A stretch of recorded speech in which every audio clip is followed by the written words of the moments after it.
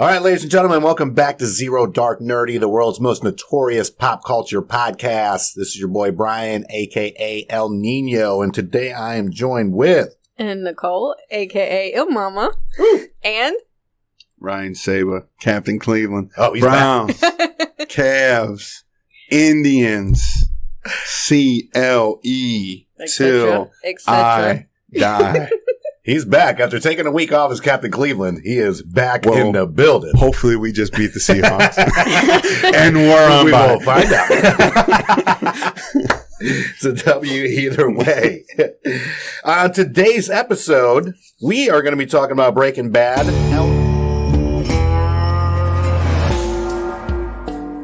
El Camino just dropped on Netflix yesterday, so this will air in about 2 weeks. So you've had 2 weeks to watch El Camino, but we want to talk about primarily all things Breaking Bad.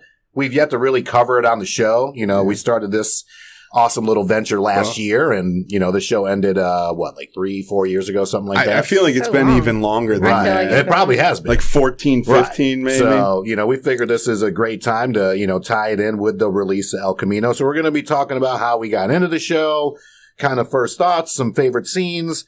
And then Nicole and I have watched it. Saba's going to watch it. So we're just going to talk about a little bit about El Camino, not try to really ruin it for anybody, but it's going to be 2 weeks, so you'll have time to have watched El Camino. So and you don't, like you said, you don't get the sense that even talking about it is really going to ruin anything. It's more of just a reflection piece. Yeah, it's really more nostalgia for Breaking Bad fans is what it is. So it gave you that fix. Yes, as I like to say. Well, just pertaining to Breaking Bad, let's clear the air real quick. Ma, if you're listening, don't stress.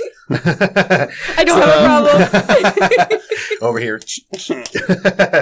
So I got into Breaking Bad well after the show was over. I would probably say maybe a year, possibly 2 years. Once it was completely over. It was completely over. I was working.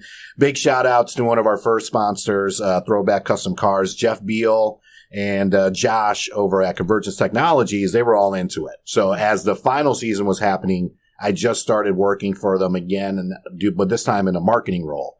So I got kind of excited hearing them talk about it, but they knew not to spoil it for me because I knew eventually I would get into the show. And once I did, I loved it. I kind of powered through all 5 seasons, I would say, in a matter of like 3 weeks. It is one of those shows to where it seemed like the first couple seasons, every episode, well, not so much season 1, but especially seasons 2 and 3, those episodes ended in like a cliffhanger to where it's like, oh, fuck, I know it's late as shit, but I got to watch one more.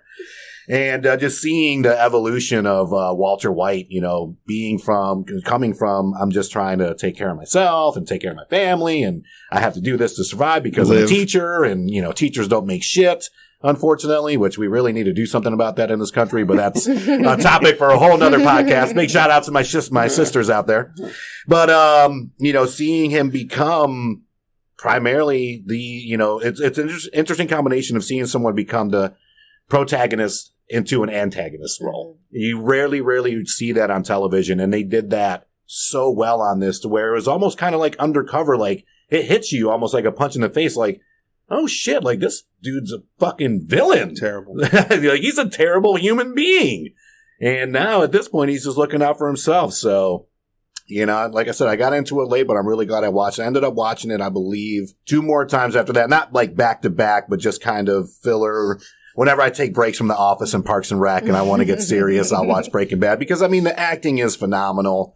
The storytelling's great. And I actually saw a stat, too, where most shows, when they hit like seasons kind of 3 through 5, they digress in ratings. This is one of those rare instances to where they actually increased in ratings as it went on, especially in their final season. So that's my first Breaking Bad impressions. You know, honestly, they knew when to quit, though. Because a lot of shows will just keep going until you're just like, oh, come on. Really? Yeah, there wasn't, as Saba likes to say, there wasn't a jump the shark moment. That is not mine. That is not mine. I thought it was an awesome show, and I, too, watched it after it was either at its tail end or after it was already completed.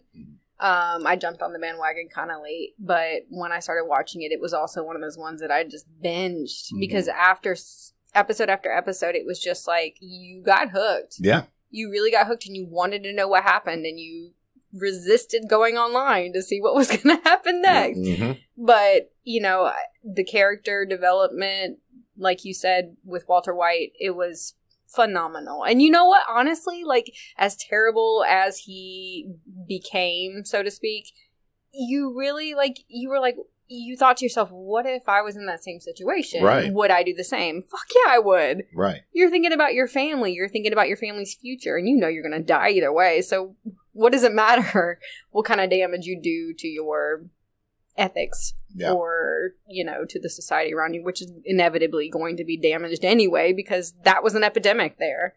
In Arizona? I don't even know. Albuquerque. Yeah, okay. I didn't know what state they were in. I mean, it was kind of apparent because it was very desolate and put New Mexico on the map. Yeah, it did. Yeah, well, as far as the entertainment industry. Well, nothing else has. I guess. I mean, you pretty much saw Albuquerque. Well, they make millions of dollars a year now from tourism because of the show. Really? So, that's interesting. Yeah, it is interesting. Because the house that it was shot at is a legit house. So the interior of the house, that was a studio, so they took some liberties with it. But the exterior though, this lady has I think she said at least minimum 100 people just slowly driving by per day by her house. How annoying would that be? Yeah. I'd be like, fuck this, I'm selling. But you can probably sell high. Yeah. So, to a fan or something. And a lot of those locations are authentic to New Mexico. So it did boost the tourism industry because, I mean, who do you talk to, especially on the East Coast? It's like, man, where are you going on vacation? Albuquerque. Fucking Albuquerque, New Mexico, bro. That would never come out of my mouth. Right. But honestly, although Walter White's development was pretty phenomenal, Jesse Pinkman's was also awesome. Mm-hmm. He obviously had a very rough childhood. He started really low, and it was almost to the point where you were just like, you're going down the rabbit hole. How far are you going to go? And he went all the way. Mm-hmm. He went all the way. And it was sad, but at the same time, he was struggling. He was struggling with addiction. He was struggling with, Walter White's expectations. Manipulation. Very much so. Yeah. Very much so, because Walter White was intelligent and he knew he could control him, and he did. Yeah. He did. He absolutely did. He used the shit out of him. Yeah, he was the puppet master. He controlled and used everybody. Mm-hmm. Yeah, he did. He did. I mean, but he did it for his family. Not to say that was okay. Yeah. But, he tried to make amends at the very end of the show where he went and rescued him. And we'll talk about El Camino after. Mm-hmm. But Jesse Pinkman probably was my favorite character on the show because of that. Because, he had a rough life. And he did what he thought he had to for Walt and for himself. And he thought he had his own goal in mind, but honestly, you could tell at the end it was just survival. Mm-hmm. Yeah, he was a young, dumb kid. He didn't know any better. He knew how to cook meth. And he was doing it with a dude that also knew a shit ton about chemistry. Yeah. And was way smarter than him. Yeah. That was it.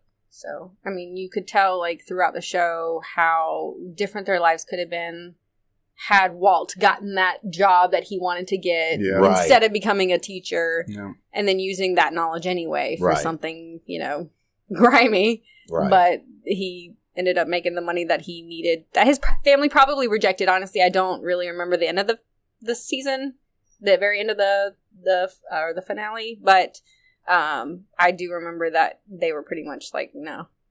Yeah, they left. I don't want your dirty money. Yeah. What was her name? Skylar? Skylar. I did hate her, though. She is actually... So I have one favorite and one least favorite. Skylar is my least favorite. No. It's all good.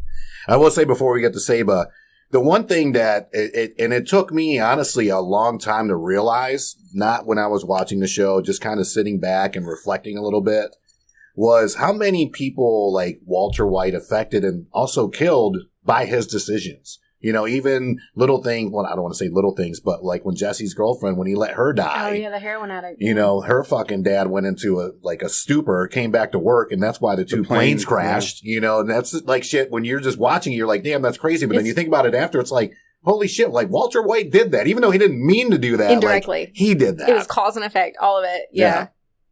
So I started late. But while it was still on, I believe 5 seasons, right? I believe the show I listened to on Cleveland Sports Talk Radio in the morning, WKNR 850, the really big show. They used to, talk about it. And I believe it was in the 4th season. I binged the first 3 seasons on Netflix or whatever, probably in 6 weeks. Gotcha. And by the time I finished, I watched this, like the end of season 4 or whatever, right as the season finale of season 4 was coming on. Maybe at that point I was on FX or on AMC or whatever, watching the current season. But I caught up, and then I watched season 5 live. Look, it's a great show. It's one of the best shows of all time. I think, it put AMC on the map. Yeah. That along with Walking Dead. It was kind of along those lines. I think furthermore, obviously it launched Better Call Saul, which I think is equally as good. I really love Better Call Saul. I mean, I think Vince Gilligan, as showrunner, did an outstanding job of sort of developing these characters, building this universe, if you will, being able to create a spin-off that is equally as good. And then eventually, at some point, they are going to have the opportunity to bring these characters back and mold them in. Look, I think I have only watched it one time. I haven't watched it multiple times, so I probably need to go back and watch it again. Binging is a gift and a curse. Right. Yeah, I agree. Right? I agree. It's great because you can watch everything really, really quickly, but it's also, there's no time for reflection episode after episode. There's no sort of retention, and a lot of things sort of melt together, and it's, you don't recall some of the more, you remember big moments. One that sticks out in my mind is when he came back to save Jesse and hit the dude with his car or whatever. Right. There's just moments like that. Obviously, like I said, I think it's one of the best shows. But for me, it's not as clear in my memory, just some of the details and things like that. So I probably need to go back and watch it for sure. That's all I got. No, I mean, it is a phenomenal show. It's rated 9.5 right now on IMDb. I believe it's in the top 5 greatest shows of all time. You can tell just because of the acting, the storytelling. Better Call Saul, I need to get back into. I really enjoyed the first 2 seasons, and I didn't stop watching for any particular reason. I think it was just like a lapse, and you know how it is. You watch a show, and it's just like, you only once, and there's only been 3 seasons. Maybe 4. I think there's 4 now. Oh. Yeah, so I mean, I do really want to get back into it. As far as some favorite episodes, Felina is the final episode, of course. Don't really need to get much into that. One that really stands out to me is season 1, episode 6. It's called Crazy Handful of Nothing. And that's the one where, Walt blows up the house, or he blows up the place where Tuco? Yeah. Where Tuco's at. Tuco, and he kind of like, yeah. And then, like, he's really kind of embracing, it's like the beginning of Heisenberg. Yes. So that to me it saved me because, just like any show, the first season, you have to get used to the characters. It's rare when you watch something, you're like, fuck yes, 5 minutes in. I mean, Ozark was like that. The Boys are like that. To me, Breaking Bad wasn't like that. So it did take me up until that episode for me to really get in there. And then what else? Season 3, episode 2, the Caballo Sin Nombre. It's the debut of the twins. Yes. That kind of stalk. With the crazy boots. Yeah, and the axe. Yeah. The most beautiful looking axe I've ever seen in my entire life. And Salud is season 4, episode 10, and that's the one where Gus gets back at the cartel and he poisons them with a tequila. Yeah.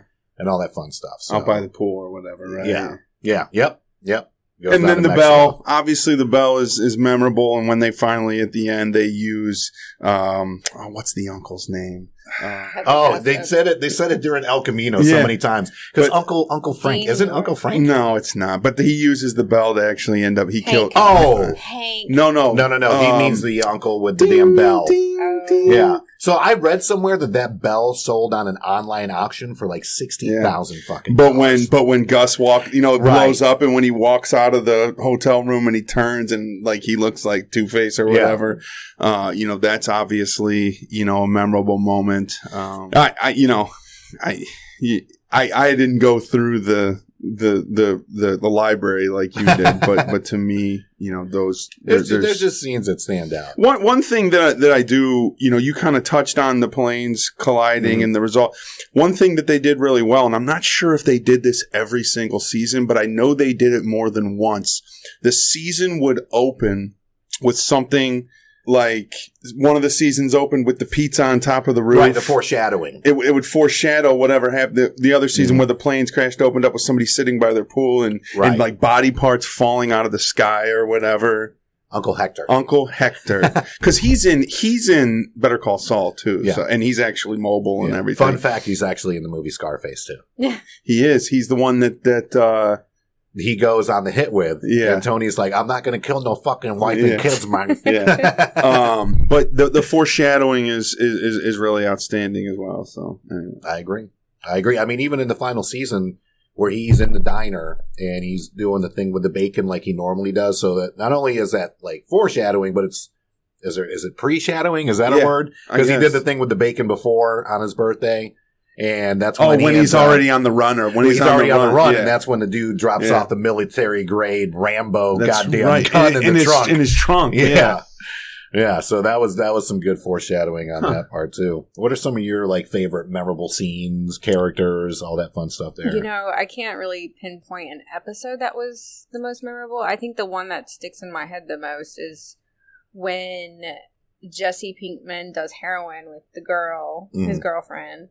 And she is seizing, and Walter White is standing there watching her die. Yeah. That was probably the most memorable one. That, and then the one where they were trying to dissolve the body in the bathtub, and then it goes through the ceiling. That's early on, too. It is. And that was probably another one of the most memorable ones that I actually forgot about until about yesterday. That was one of Walter's first kills. Yeah, it was. Yeah. It was, which is why they made so many mistakes. But, when you're watching them do that, you're just like, oh my God.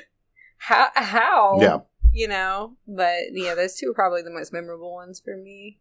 I forgot about it. I mean, to me, it's also so many little scenes, too, like, where he meets up with a white supremacist and, like, kills, what was it, like 11 people from Gus's organization that were locked up because he didn't want to pay them off not talk.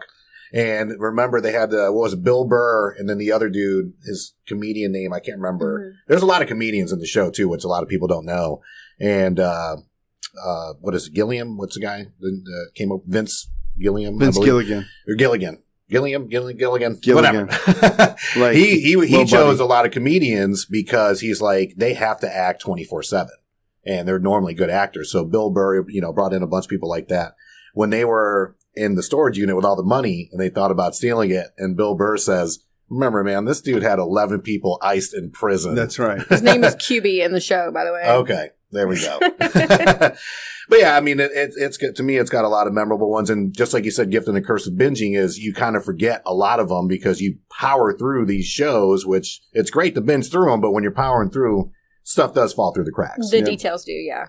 Hell yeah, bitch. Gatorade me, bitch. Where's my money, bitch? Yeah, bitch! Yeah, bitch! Yeah, bitch! Shut up. Oh, El Camino did drop yesterday. Mm-hmm. Nicole and I had a chance to watch it. We did. So do you want to go ahead and give your little take on it? I liked that it was very insightful because there were a lot of questions after the finale. But it was very anticlimactic. I can say that much. Mm-hmm. You were walking through Jesse Pinkman's point of view, and it was kind of heartbreaking. It was so heartbreaking because the poor guy had been through, you could tell he had been through some shit. Mm-hmm. But he kept his humanity. He had so many opportunities to just off people. And he chose the higher road. At least he tried to choose the higher road many times. Yeah. Didn't succeed all the time. But, he that moment when he was out in the desert burying that dude's... Right. Yeah. Cleaning lady. Yeah. And he had a gun, literally could have killed this guy. And he gave the gun to the guy. And he was just like, he was crying broken. Too. This is one of the flashback scenes. Yeah, he's so broken. Yeah. And the guy was really nice to him. So I can honestly say that Right. I understand why he would do it. Right. But at the same time, it's like, you need to survive. And he did. Yeah. You know, it light at the end of the tunnel. He survived. He, as far as we know. Yeah. We don't know what happens after that, but Right. nor do we care because... Yeah, and it's not so much open-ended. I mean, it starts off and it actually gives you a pretty decent, like, what was it, 1.5, 2 minute kind of like, here's what happened in Breaking Bad to lead to this point, which reminded me about a lot of things. Like, I forgot that they still, like, had, well, they didn't have, but his Mexican girlfriend at the time, like, remember they offed her in Breaking Bad. Yeah. Which, by the way, spoilers, obviously, if you haven't watched Breaking Bad, yeah, that's on you. But they would let him know, hey, listen, if you don't cook for us, we're going to kill the little kid. So that's your light at the end of the tunnel. And I forgot about that. Same here. So I'm glad they did that because I was like, why the fuck is he still cooking in the first place? Yeah. So they go to that, which I really liked. I was like, okay, so that's why he's still doing. That's why he didn't off him in the desert. Yeah. Because he was like, well, fuck, if I off you, they're going to off this little I kid. love when you use your meth slang. Cooking. In the kitchen cooking. What was Jesse Pinkman? Trying to think of his name. Wasn't it Captain Crunch? Captain Crunch. Something. It was something Crunch or I was Captain like, something. it was Chef Boyardee. No, it wasn't Chef Boyardee, but it was like something. It was something in season similar. 1. Yeah. Because he used to put what, like cinnamon in the fucking in the meth or some shit. I don't remember. He was trying to be different, but it ended up being like. But yeah, it's good. Like here's the thing: you're not going to be blown away by El Camino. I mean, don't get me wrong, Aaron Paul, right? That's his name. Aaron Paul. He was phenomenal. I think he's a great actor. To me, I don't think he gets enough roles or enough credit. Like maybe he's just tied into the Jesse Pinkman role too much. Need for Speed probably killed that. Yeah. He's got that voice. He's got that look that it's really hard to kind of fit into. And I believe he's been in a couple other movies He too. was he was the Black Badger or whatever in the Rock and Kevin Hart movie, where they're in the CIA. Oh my God. Oh yeah. It's Central Intelligence. Central Intelligence. Yeah. That's right. That's right. He needs to do more Badger. shit. Aaron Paul, we love you. I mean, to me, he is a phenomenal actor. And this is just, it's great for people that love Breaking Bad. You know, the film itself, it's not going to like blow your mind like the show did. You know what I mean? There's great flashback scenes. You will see some familiar characters in there. And yeah, I mean, it is kind of unfulfilling, the ending. It's like, I mean, I don't want to say unfulfilling. Like, Jesse to me is like, all right, finally. Like, you could actually like relax for a little bit. Yeah. Because you've had 5 seasons of not being able to relax at all whatsoever. Exactly. It was kind of nice being able to see him breathe. Right. But there's no big, I know you asked earlier, like, is there going to be like more spin-offs and this and the other? Yeah. It's like, let's hook this dude up. Because I mean, what it is it's literally the 48 hours after Jesse breaks out of the complex. And then it shows flashbacks of his time in the complex. Particularly like a 2-day time span when he was hanging out with the one dude that he choked to death with the belt. Fucking belt or some shit. The guy with the fat face. I call him Fat Face. The one thing though is this really flew under the radar. The El Camino. Nobody really knew it was coming, and then they leaked a teaser trailer or whatever. I saw a premiere. Right. I saw a couple of premieres. I'm following a couple people on Instagram that like 3 weeks ago or something. Well, no, it was like a few days ago. Yeah, but like that's the first time. What was his one buddy's name? Not Skinny. Not Skinny Badger? Pete. The other one, Badger. So the original teaser trailer was Badger being questioned by the police. Badger's not in there very long, and neither is Skinny. But I loved them in that movie. Yes, I really loved them in that movie. I've always loved their dynamic. My point is this. That chances are my assumption is that they could do more of these. They could do more of these movies. Yeah. They could, depending on. It was a very short movie. People have to watch it though. Yeah. That's the one thing, right? Yeah. It has to get an audience. People have to watch it. People have to talk about it. Agreed. It doesn't even necessarily people don't have to say they love it, right? Like as long as people download it, they stream it, they watch it. Exactly. There's potential to do more. I know that. And there's going to be Easter egg videos and all that shit. You know what? That's Netflix, though, in a nutshell. I mean, they pick up shows that have ended. Yes. They pick up, they either make movies or they continue the series. And honestly, like some of them, you could probably just save your money. Don't even do it. But then others, it's just like they did a phenomenal job. Like I don't know, I wouldn't say El Camino is one of those. Yeah. I could have probably lived without it. Right. I would have liked to have seen a little bit more depth, but it was kind of like it was satisfactory. It was something that was just like, okay, I was curious. Thank you for entertaining my curiosity, and that was it. We know what happens with Walt. We know what happens with Jesse. Exactly. We're good. Yeah. Yeah, it's kind of like one of those settling it down type things. After the show's over, kind of smoothing things over type thing. Yeah. That was pretty much it. That's what I meant by anticlimactic. It wasn't like boom in your face. There's so much action. There's so much going on. So much drama. It wasn't. It was just kind of like, this is kind of what he went through, and this is how he got to. Yeah. For anyone that was curious, like what Jesse did right after he broke out, this is it. Yeah, this is it. I mean, that's it. And don't expect to go in here and have your mind blown and like surprises. Kind of remind me of the last season or the last episode of Game of Thrones. Wow. That's probably a terrible comparison. I'm still reeling. That bad, huh? No, that's the thing.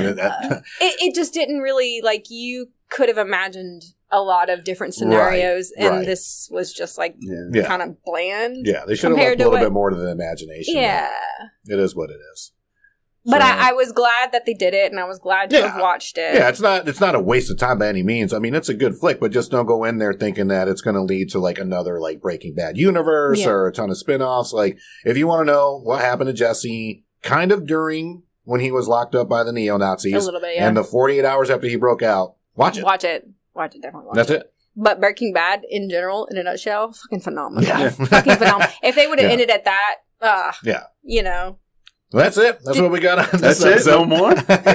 No mas? No mas. That's it. Time for some hold on. You talked about characters that you liked and you didn't like. You never got into it. Oh, well, no. I mean, Skylar? All right, so Skylar, my least favorite. Let's bash on her a little bit. Fucking drama queen. She really was a drama queen. She was. Like she doesn't appreciate all the shit that your man is doing.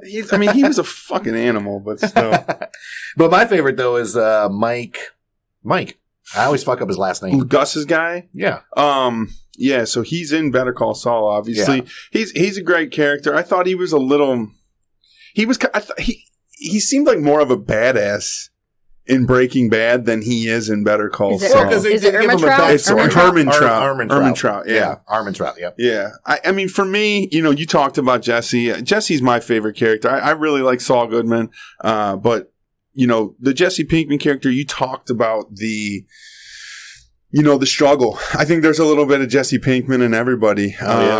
We've all been through highs and lows in our lives, trying to seek approval from people that we respect, doing things for clout and notoriety that maybe, as a younger person that we wouldn't do as an older person. So I think Jesse Pinkman, is very, very relatable. The one thing I will say is this, Walt, for all the bad things that he did, letting his girlfriend die saved Jesse's life. Yeah. Yeah. That's the one thing. A lot of people go back to that episode where he's like, he let his girlfriend die. He let that girl die to save Jesse's life. Yeah, but look how many people died because of it. I understand, but Walt loved Jesse. He did. He really did. And obviously he didn't know that it was going to lead to air traffic controller going to work and having two planes run together. Look, I mean, whether it led to just one person's death or 200 people's death, right. I mean, letting somebody die isn't the right thing. But in his fucked up maniac mind, that was the way that he was supposed to do it. So, but anyways, my favorite's Jesse. My least favorite, there's a lot of characters in that show. You talked about... the Hispanic guy early on, Gus? No, Nacho, Taco. Oh, Tuco. I did not fucking like Tuco. He always gave me anxiety when he was on the screen because he's always fucked up on meth. And that's the thing, just in general, that show made me really uncomfortable because meth's such a dirty, drug and it has such a bad stigma to it. And it's just, and so many people were always fucked up on meth and they looked like meth heads. And it's just there was a lot of anxiety associated with that, but Tuco's one that sticks out to me. That's just a character that I did not like him at all. Any favorites? Least favorites? Oh, favorite. I mean, I already talked about my favorite, Jesse. Least favorite. I can't think of any of them. I mean, there was a lot of annoying characters, but when you're dealing with drugs, I mean, you're gonna have plenty of them. But even the ones that were probably the worst were really good. Yeah. I mean, Gus, he was a terrible person, but you still ended up liking. I did. still ended up liking him. I was glad when they fucking killed Well, him. yeah, because he's a villain in the villain world. I mean, they're all horrible He's a people. villain that owns a fast food restaurant chain. Yes. Which I'm sure a lot of them probably are. What was it called? Pollo Loco? I don't even know what it Pollo was. Hermanos. Yes. The Chicken Brothers. Yep. I was thinking Crazy Chicken. But, regardless, I Crazy mean... chicken. Pollo Loco. Oh, Pollo Loco. In-N-Out burger. Either way, I mean, all the characters, they had their purpose and they served their purpose, and it was all for this story that was fantastic. Meth. It was for meth. It was all for meth. It was for meth. Don't do But meth. they do The give back. purist. They do give back, though. I think they started a bunch of clinics in New Mexico, too, for, like, meth addicts, to where you don't have to, like, pay. And they're trying to at least give back to help people what was recover the meth? from it. It was blue, right? What Blue ice? What the fuck was it called? Blue something. Oh, when they accidentally turned it blue. No, but that wasn't it always blue? Blue Sky? It was What was clear. Theirs was... No, but they turned theirs blue on accident, and then they just kept it that way. Mm-hmm. Blue magic. No, that's Is it blue steel? that's Blue Starburst. That's Am I American mixing things? gangster. Anyway, the blue meth. Got it. Whatever. All right, party goers, that's going to do it for our Breaking Bad / El Camino episode. Make sure you check out our phenomenal website, popculturepodcast.com, courtesy of our good friends over at Zibster. That's Zibster. Responsible for our amazing website as well as many, many others. Look to them for all your SEO, hosting services, all that fun stuff. Make sure you like, subscribe, all that fun stuff on Zero Dark Nerdy. That's Instagram, Facebook, Twitter, all social media. And we will catch you next week. Peace. Bye.